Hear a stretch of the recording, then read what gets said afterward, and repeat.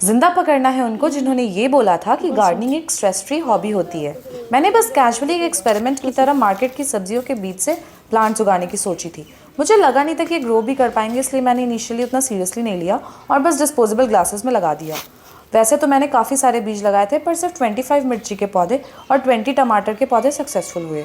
और अभी तो इन्हें टेक्निकली सक्सेसफुल भी नहीं कहा जा सकता है, क्योंकि ये फल नहीं दिए हैं।